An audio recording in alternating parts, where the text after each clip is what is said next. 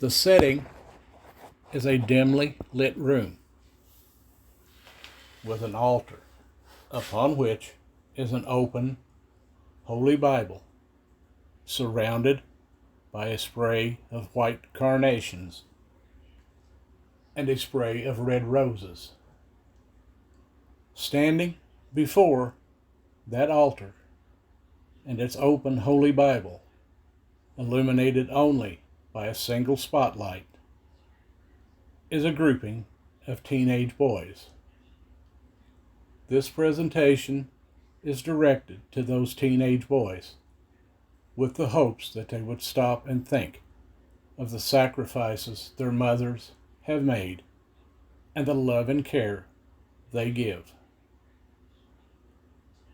Allow me to take us both back in time to an era when women were respected and motherhood was revered. This are to the young men of this generation. For my purpose now, this altar is dedicated to our mothers, whose love never fails. You may rise to positions of great influence in commercial, political, or professional life, but you can never reach the heights of your mother's secret hopes and aspirations for you. You may sink to the lowest depths of infamy and degradation, but never below the reach of her love. There is no man so completely base, so utterly vile, so entirely low, that he does not hold in his heart a shrine, sacred and apart, for the memory of his mother's love. Were I to draw you a picture of love divine, it would not be of a stately angel with a form that is full of grace, but a tired and toil-worn mother with a grave and tender face.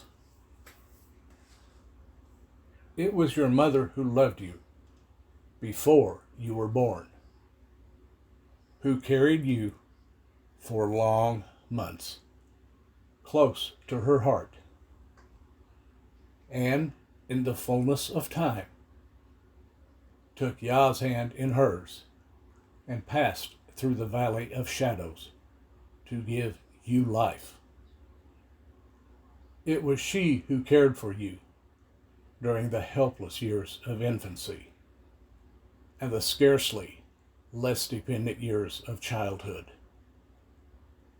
As you have grown less dependent, she has done the countless, thoughtful, trouble-healing things which, somehow, only mothers seem to know how to do.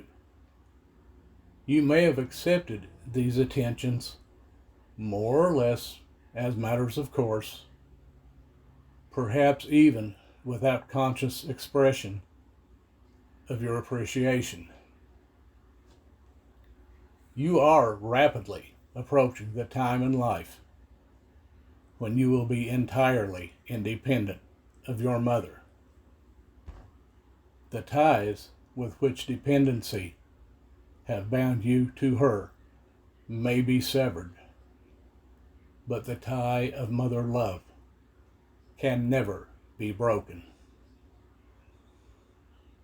Thinking back on the years of your life when you have reached the threshold of manhood, your mother might well say in the words of the poet, "My body fed your body, son, but birth's a swift thing compared to 21 years of feeding you with spirit's tears. I could not make your mind and soul but my glad hands have kept you whole. Your groping hands bound me to life with ruthless bands, and all my living became a prayer, and all my days built up a stair for your young feet that trod behind, that you an aspiring way should find. Think you that life can give you pain that does not stab in me again? Think you that life can give you shame which does not make my pride go lame? And you can do no evil thing which sears me not with poison sting. Because of all that I have done, remember me in life, O son. Keep that proud body fine and fair. My life is monumented there.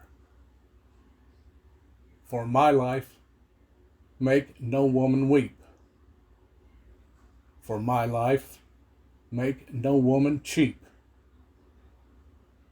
And see you give no woman scorn for that dark night when you were born. These flowers you see are symbols of that mother love. The white, the love of the mother who is gone, and the red, the mother who still lives to bless your life. Far in the dim recesses of her heart, where all is hushed and still, she keeps a sacred shrine. 'Tis here she kneels in prayer, while from above long shafts of golden light upon her shine. Her heart is flower fragrant as she prays, a quiver like a candle flame. Each prayer takes wing to bless the world she works among, to leave the radiance of the candles there. We want each of you to take a flower. If your mother has passed over to the other shore, you will choose a white flower and keep it always sacred to her memory.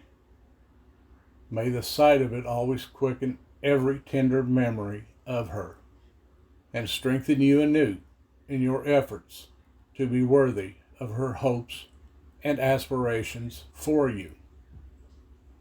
If your mother is living, you will choose a red flower. When you go home, give it to your mother.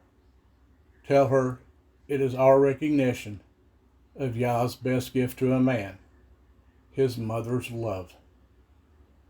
Take her in your arms and say, "Mother, I've learned a great lesson. I realize more fully how much you really mean to me. I'm going to try to show you daily how much I appreciate the sacrifices you have made and the love and care you give." Someday, you'll find that flower. I know not where. Perhaps in her Bible, or prayer book, or some other sacred place. A silent witness to what this day has meant to the one whose love for you, her son, is beyond the comprehension of any son.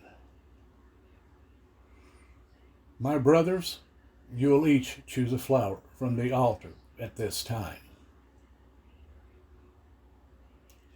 We can ask no more of you than that you shall endeavor to live so as to be worthy of your mother's love.